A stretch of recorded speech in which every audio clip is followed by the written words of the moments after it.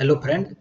जैसे कि आप लोगों को पता है कि हम लोग भारतीय संविधान जो कि एक ल्यूसेंट में दिया हुआ है और ये काफ़ी शॉर्ट फॉर्म में दिया हुआ है ल्यूसेंट में। इसका टॉपिक बाय टॉपिक हम लोग काफ़ी डिटेल्स में समझते हुए हम लोग पढ़ते हैं। तो इसी क्रम में मैं आपको बता दूं कि इस लास्ट क्लास में मैं आपको 1858 ईस्वी का जो भारत शासन अधिनियम था वहाँ तक मैंने आप लोगों को बता दिया था। ठीक है, हम लोग इसका साइज थोड़ा सा कम कर ले रहे हैं। ठीक है, तो हमने आपको 1858 ईस्वी की जो भारत शासन अधिनियम है वहाँ तक आप लोगों को बता दिया था। तो इससे आगे हम लोग आज देखेंगे। ठीक है, तो 1858 ईस्वी के बाद 1861 ईस्वी में भारत परिषद नियम अधिनियम आया। ठीक है, अब 1858 ईस्वी में 1857 की जब क्रांति हुई थी उसके बाद 1858 ईस्वी में अधिनियम लाया गया। उसमें बहुत सारे चेंजेस किए गए, जैसे कि गवर्नर जनरल को वायसराय के नाम से जाने जाने लगा नहीं, और प्लस में वो जो ईस्ट इंडिया कंपनी थी उसको लगभग लगभग ख़त्म कर दिया गया। पूरा शासन व्यवस्था ब्रिटिश क्राउन के हाथ में आ गया था। ठीक है, तो आगे अब उसके उस वक्त तक जो रिक्वायरमेंट था वो उस वक्त तक फुलफिल हो गया। ठीक है, उस अधिनियम के तहत फिर से 1861 ईस्वी में क्या हुआ, कुछ ज़रूरतें लगी होगी तो फिर से नियम कानून में चेंजिंग करने के लिए फिर से भारत परिषद अधिनियम लेकर आया। ठीक है, अब इसका हम लोग देखेंगे कि इस अधिनियम की विशेषताएं क्या है। तो फर्स्ट विशेषता ये है कि गवर्नर जनरल की जो कार्यकारिणी परिषद का विस्तार किया गया। गवर्नर जनरल का जो कार्यकारिणी परिषद था, एग्जीक्यूटिव काउंसिल, जिसका काम था कि पूरा रूल रेगुलेशन को देखना, एग्जीक्यूशन का काम था नहीं, उसका विस्तार किया गया। मतलब उसमें नंबर ऑफ जो मिनिस्ट्री है उसको बढ़ाया गया। सेकेंड नंबर पर विभागीय प्रणाली का प्रारंभ हुआ। विभागीय प्रणाली का प्रारंभ हुआ किसके द्वारा किया गया? विभागीय प्रणाली का प्रारंभ लॉर्ड कैनिंग के द्वारा। मतलब उस वक्त जो वायसराय था इंडिया का, वो कौन था? लॉर्ड कैनिंग था। तो लॉर्ड कैनिंग के द्वारा जो है विभागीय प्रणाली का प्रारंभ किया गया। विभागीय प्रणाली का मतलब जैसे कि अभी भी आप देखते होंगे बहुत सारा विभाग है नहीं, जैसे कि जैसे जल संसाधन विभाग, रोड कंस्ट्रक्शन विभाग नहीं, लघु जल संसाधन विभाग, शिक्षा विभाग। तो उस प्रकार से विभागीकरण किया गया काम को करने के लिए कि इस मतलब जो भी काम था उसको अलग अलग डिपार्टमेंट में, अलग अलग विभाग में डिवाइड कर दिया गया। तीसरा नंबर पर क्या है? गवर्नर जनरल को पहली बार अध्यादेश जारी करने की शक्ति प्रदान की गई। गवर्नर जनरल को पहली बार अध्यादेश। अब ये अध्यादेश क्या होता है नहीं, अध्यादेश क्या होता है? तो अध्यादेश मतलब ये है कि अभी क्या है कि जैसे मान लीजिए अगर पार्लियामेंट में कोई भी अगर अमेंडमेंट करना हो या कोई भी रूल लाना हो, उसके लिए क्या है कि पार्लियामेंट से पास होना ज़रूरत है। पार्लियामेंट से पास होने के लिए पार्लियामेंट को सिटिंग में होना चाहिए, मतलब पार्लियामेंट सेशन में होना चाहिए नहीं। अब पूरे साल तो पार्लियामेंट सेशन में नहीं रहता है नहीं, 3 सेशन, मानसून सेशन, फिर ये आपको ये मानसून सेशन हो गया, एक ये गर्मी गर्मी के सीजन में होता है नहीं। तो ये जो 3 सेशन है, वो 3 सेशन वही 2-3 महीना का होता होगा, हर एक 1-2 महीना का होता होगा। तो हमेशा पूरे साल तो नहीं रहता है सेशन में पार्लियामेंट। तो अगर पार्लियामेंट सेशन में नहीं है, उस वक्त अगर कोई रूल रेगुलेशन लाना हो तो क्या किया जाएगा? तो उसके लिए राष्ट्रपति, अभी अभी का जो सिचुएशन है कि राष्ट्रपति के द्वारा अध्यादेश पास किया जाता है। ठीक है, अध्यादेश पास किया जाता है और उससे रूल रेगुलेशन कोई भी अगर अर्जेंट में किसी चीज़ रेगुलेशन जरूरत है तो वो इम्प्लीमेंट किया जाता है। तो ये वाला प्रोविजन जो है 1861 ईस्वी का जो भारत परिषद अधिनियम है उस वक्त भी उसी वक्त लाया गया था। ठीक है, गवर्नर जनरल को शक्ति दे दिया गया, जिससे अभी राष्ट्रपति को दिया गया है सेंटर में, और स्टेट में किसको दिया गया है? राज्यपाल को।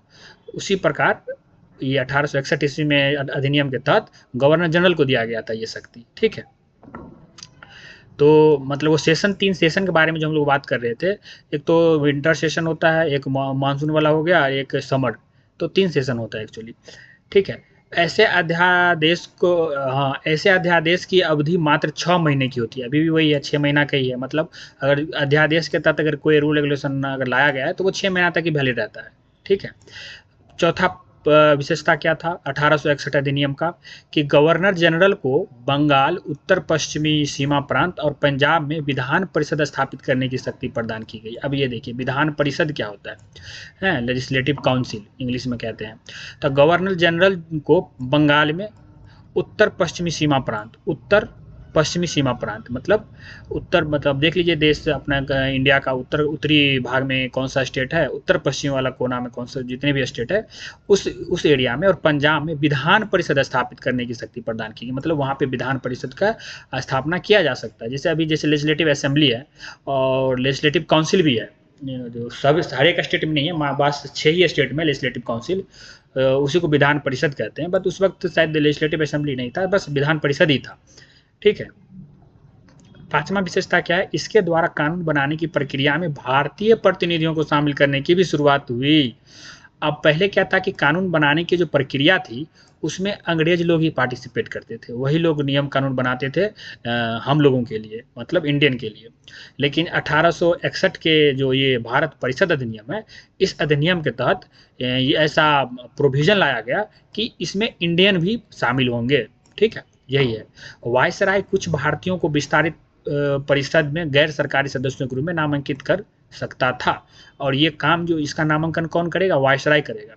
ठीक है, वायसराय जो है, वायसराय जो भारतीय है, कुछ भारतीयों को गैर सरकारी सदस्य, हम देख रहे हैं ना, सरकारी सदस्य अभी भी नहीं है, मतलब ये एक तरह से गैर सरकारी सदस्य के रूप में वो प्रतिनिधित्व कर सकता है नियम कानून बनाने में। ठीक है। नोट में देख लीजिए, नोट में क्या लिखा हुआ है कि 1862 ईस्वी में लॉर्ड कैनिंग ने 3 भारतीयों, बनारस के राजा, पटियाला के महाराजा और सर दिनकर राव को विधान परिषद में मनोनीत किया। पूछ सकता है ऑब्जेक्टिव में कि 1862 ईस्वी में लॉर्ड कैनिंग ने किन 3 लोगों को विधान परिषद में मनोनीत किया, तो बनारस के राजा, पटियाला के महाराजा और सर दिनकर राव, इन तीनों लोगों को विधान परिषद में मनोनीत किया। तो ये था आपका 1861 ईस्वी की भारत परिषद अधिनियम। ठीक है, आगे देखते हैं हम लोग। फिर 1861 ईस्वी के बाद 1873 ईस्वी में भी एक अधिनियम आया। ठीक है, 1873 ईस्वी में भी अधिनियम आया। इस अधिनियम के द्वारा यह उपबंध किया गया कि ईस्ट इंडिया कंपनी को किसी भी समय भंग किया जा सकता है। अब ये देखिए 1858 ईस्वी में क्या हुआ कि वो जो ईस्ट इंडिया कंपनी यहाँ पे जो शासन चला रही थी, उस शासन चला रही थी, वो power British crown east India company से ले लिया। लेकिन ईस्ट इंडिया कंपनी अभी भी था, वो भंग नहीं हुआ था। ठीक है, 1873 ईस्वी में ये प्रोविजन लाया गया कि ईस्ट इंडिया कंपनी को किसी भी समय भंग किया जा सकता है। ठीक है, 1 जनवरी 1884 ईस्वी को ईस्ट इंडिया कंपनी को औपचारिक रूप से भंग कर दिया गया। मतलब 1 जनवरी 1884 को ईस्ट इंडिया कंपनी को क्या कर दिया गया, एकदम खत्म कर दिया गया, मतलब भंग कर दिया गया। औपचारिक रूप से मतलब ऑफिशियली जो होता है प्रोसेस के तहत, उसके तहत जो है पूरा खत्म कर दिया।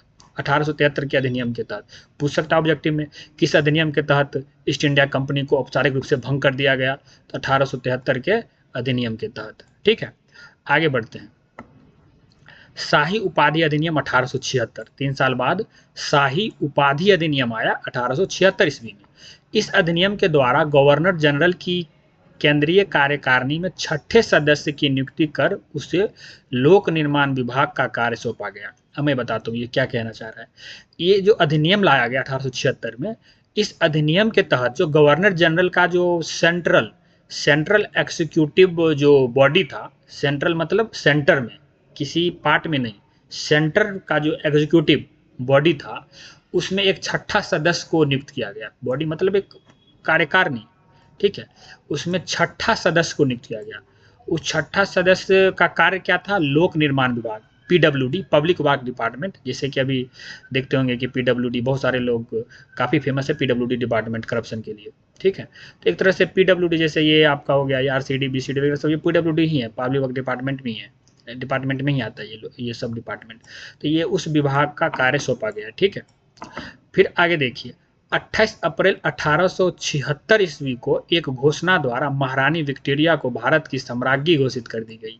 ये देखिए, अब क्या हुआ कि 28 अप्रैल 1876 ईस्वी को जो क्वीन विक्टोरिया थी, उसका प्रोक्लेमेशन आया। प्रोक्लेमेशन मतलब उसका सम्राज्ञी, सम्राज्ञी मतलब वो सम्राज्ञी कहने का मतलब हो गया कि एक तरह से स्टेटमेंट कह सकते हैं, एक डिक्लेरेशन कह सकते हैं, उस टाइप का एक पेपर, एक डिक्लेरेशन कि अब जो है भारत का भी जो महारानी है वो क्वीन विक्टोरिया ही है। क्वीन विक्टोरिया उस वक्त ब्रिटेन की महारानी थी, अब ब्रिटेन के साथ साथ भारत की भी महारानी है, मतलब समझ रहे हैं, भारत का रिप्रेजेंटेटिव विक्टोरिया हो गई थी, क्वीन विक्टोरिया। और ये 28 अप्रैल 1876 को घोषणा किया गया।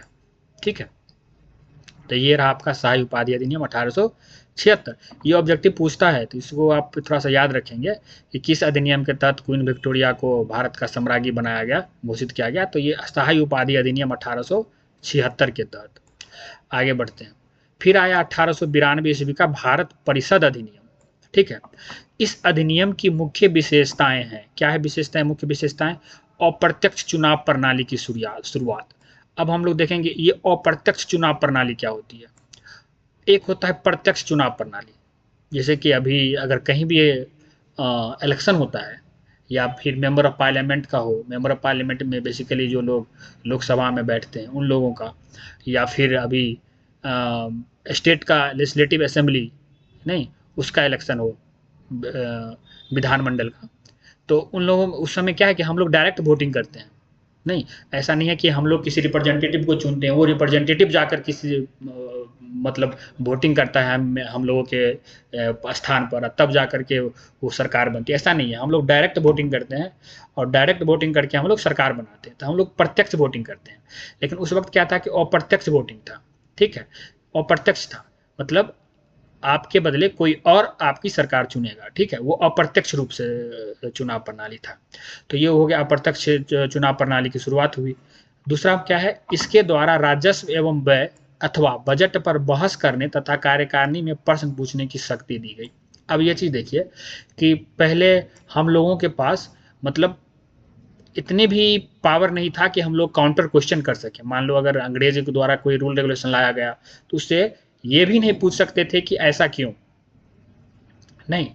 तो अब बजट जैसे कि अभी सुनते होंगे कि हर एक साल बजट पेश किया जाता है, तो बजट पे या किसी भी तरह का अगर पैसा राजस्व इनकम आ रहा है या कोई भी खर्चा हो रहा है तो उस पे एक बहस होती है, एक मतलब विधानसभा में या फिर लोकसभा में एक बहस होता है कि अगर किसी डिपार्टमेंट को इतना पैसा चाहिए तो क्यों चाहिए, कहाँ खर्च होगी, लास्ट टाइम जो मिला था उसका क्या हुआ, मतलब पूरा एक बहस होता है, पूरा एक प्रोसीजर है। ठीक है, तो वो शक्ति भी नहीं थी हम लोगों के पास।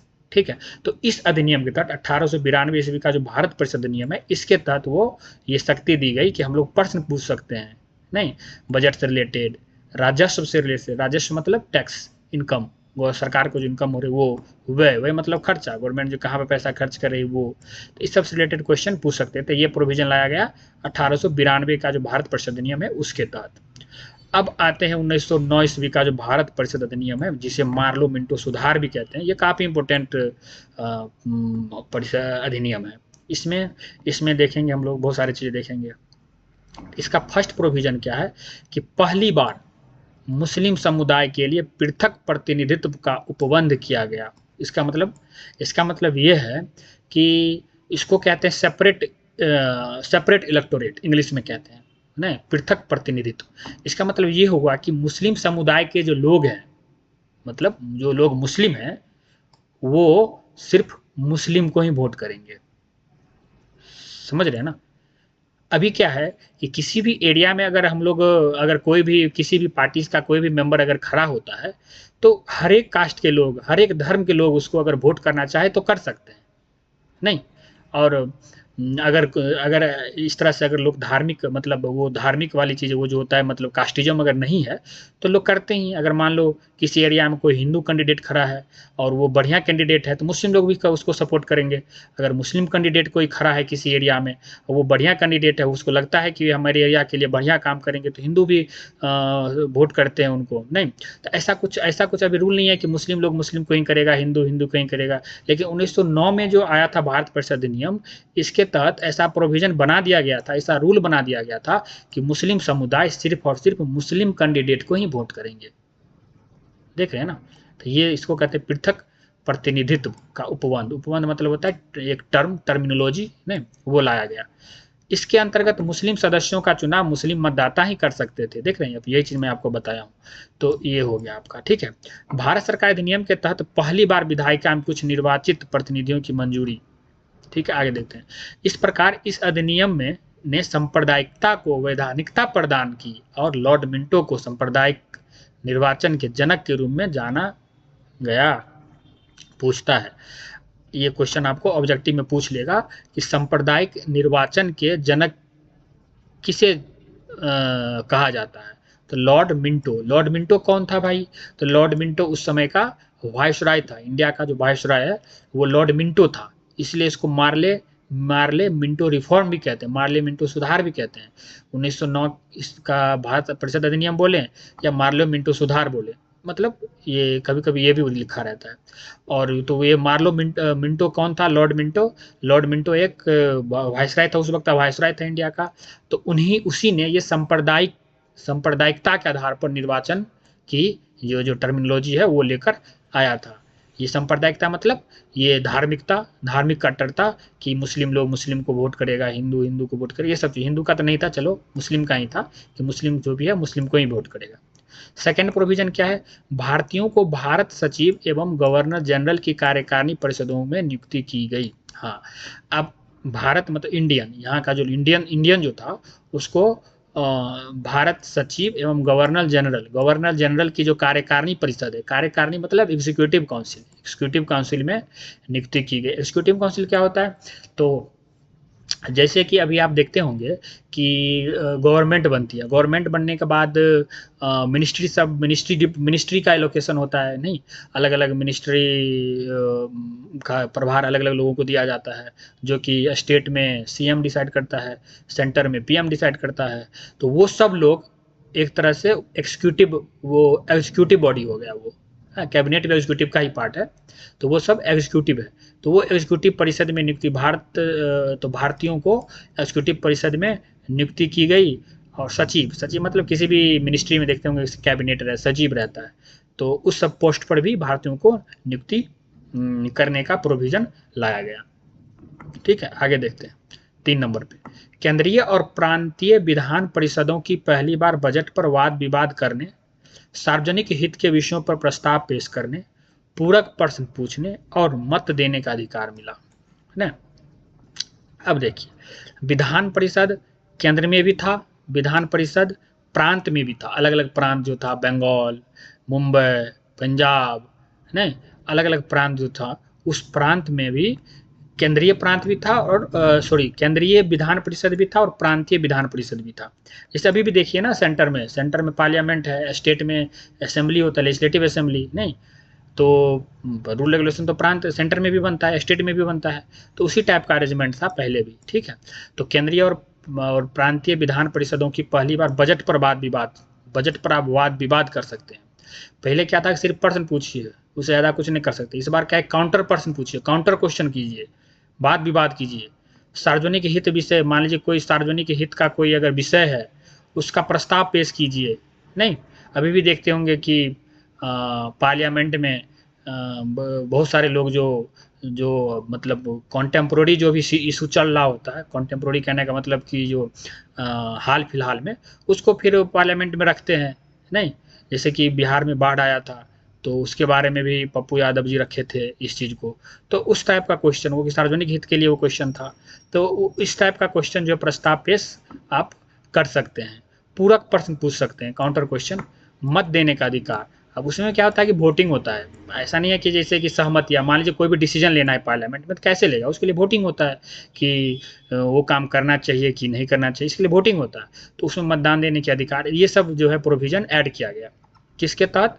तो ये 1909 ईस्वी का जो भारत परिषद अधिनियम है, जिसे मार्लो मिंटो सुधार भी कहते हैं, इसके तहत। आगे देखते हैं, चौथा क्या है, चौथा विशेषता कि प्रांतीय विधान परिषदों की संख्या में वृद्धि की गई। तो प्रांत में जो विधान परिषद था, प्रांतीय विधान परिषद, उसका जो संख्या है, उस संख्या में वृद्धि की गई। मान लो पहले कुछ होगा, मान लेते हैं पहले 15 होगा तो 20 कर दिया गया होगा, या 20 होगा तो 100 कर दिया होगा, मतलब कुछ किया होगा, तो उसमें वृद्धि कर दिया गया। अलग अलग प्रांत में अलग अलग होगा, ऐसा कुछ फिक्स नहीं है।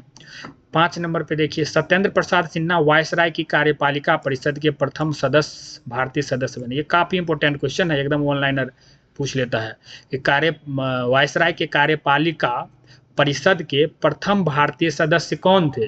तो सत्येंद्र प्रसाद सिन्हा थे। सत्येंद्र प्रसाद सिन्हा वायसराय की जो कार्यपालिका परिषद है, कार्यपालिका परिषद मतलब एग्जीक्यूटिव काउंसिल नहीं, कार्यपालिका परिषद के प्रथम भारतीय सदस्य थे। अब देखिए, एग्जीक्यूटिव काउंसिल होता है, लेजिस्लेटिव काउंसिल होता है। एग्जीक्यूटिव काउंसिल का काम क्या है? लेजिस्लेटिव काउंसिल का काम होता है कि नियम कानून बनाना, लेजिस्लेट करना, लेजिस्लेशन नहीं। और एग्जीक्यूटिव काउंसिल मतलब कार्यपालिका परिषद, इसका काम है कि उसको इम्प्लीमेंट करना, जो भी रूल रेगुलेशन बना है उसको लागू करवाना, ठीक है, और देश का शासन व्यवस्था बनाए रखना, इसका ये सब काम है कार्यपालिका परिषद का। और इसका जो फर्स्ट जो इंडियन मेंबर बने थे वो थे कौन? सत्येंद्र प्रसाद सिन्हा। काफी इंपॉर्टेंट क्वेश्चन है ये। उन्हें विधि सदस्य बनाया गया। उनको क्या बनाया गया था? कार्यपालिका परिषद में विधि सदस्य बनाया गया था, नहीं लॉ मिनिस्टर, लॉ मेंबर बनाया गया था, मिनिस्टर नहीं, मेंबर, सदस्य मतलब मेंबर, लॉ मेंबर बनाया गया था। अब हम लोग देखेंगे छठी विशेषता। 6 नंबर पे क्या है?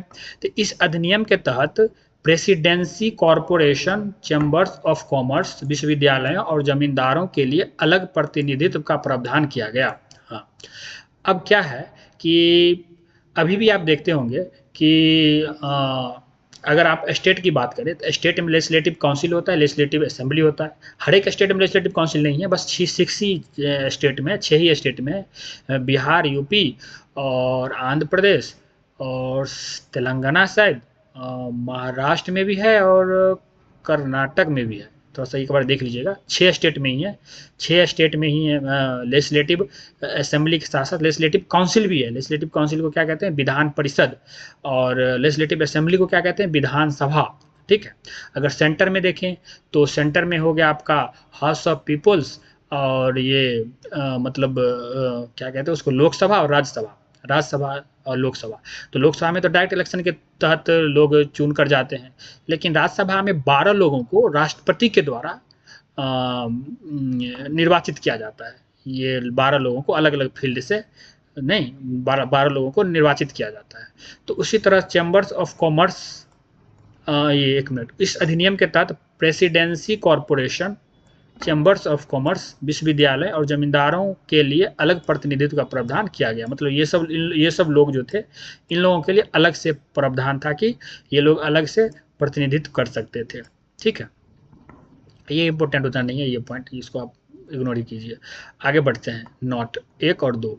अब नोट में क्या है? 1909 ईस्वी में लॉर्ड मॉर्ले इंग्लैंड में भारत के राज्य सचिव थे और लॉर्ड मिंटो भारत के वायसराय। हाँ, ये देखिए, इसको मॉर्ले मिंटो रिफॉर्म क्यों कहते हैं 1909 को? क्योंकि 1909 ईस्वी में लॉर्ड मॉर्ले जो थे वो इंग्लैंड में भारत के राज्य सचिव थे। देख रहे हैं ना, भारत का राज्य सचिव था, लेकिन ये इंग्लैंड में था, मतलब भारत को इंग्लैंड में रहकर वहाँ पे भारत को रिप्रेजेंट करता था इंग्लैंड में, वहाँ का राज्य सचिव था, भारत का राज्य सचिव। और लॉर्ड मिंटो वायसराय था, यहाँ का भारत का वायसराय था लॉर्ड मिंटो, नहीं, और ये सचिव था, भारत का राज्य सचिव था, कहाँ पे? इंग्लैंड में। अब 2 नंबर पे देखिए, ये देखिए, ये टर्म क्लियर है ना, इंग्लैंड में ये भारत का राज्य सचिव था, मतलब भारत को इंग्लैंड में ये रिप्रेजेंट कर रहा था। आगे बढ़ते हैं। भारत में ब्रिटेन के सभी संवैधानिक प्रयोगों में से सबसे कम समय तक चलने वाला अधिनियम कौन सा? 1909 का जो भारत परिषद अधिनियम है, 1909 का जो भारत परिषद अधिनियम है, सबसे कम समय तक यही अधिनियम चला था, सबसे कम समय तक, ठीक है। तो ये आपका 1909 का जो अधिनियम है, भारत परिषद अधिनियम, मार्ले मिंटो रिफॉर्म, यहाँ तक मैं आपको एक्सप्लेन कर दिया हूँ, ठीक है। इससे आगे की चीज़ें हम लोग नेक्स्ट क्लास में देखेंगे। और इसमें अगर किसी भी तरह की आपको दिक्कतें आ रही है, अगर कहीं पे लग रहा है कि मैं गलत टर्मिनोलॉजी यूज कर लिया हूँ, तो कृपया आप कमेंट कीजिए, मैं उसको क्लियर कर दूंगा, ठीक है। तो इसमें कोई बड़ी दिक्कत नहीं है। बाद बाकी थैंक यू, और इसी तरह से अपना सपोर्ट बनाए रखिए, ठीक है, एकदम बढ़िया से शेयर कीजिए वीडियो को, ठीक है। और मैं चाहूँगा कि धीरे धीरे मैं क्वालिटी भी इम्प्रूव करूँगा, ठीक है। तो अभी के लिए बस इतना ही, मिलते हैं नेक्स्ट वीडियो में, धन्यवाद।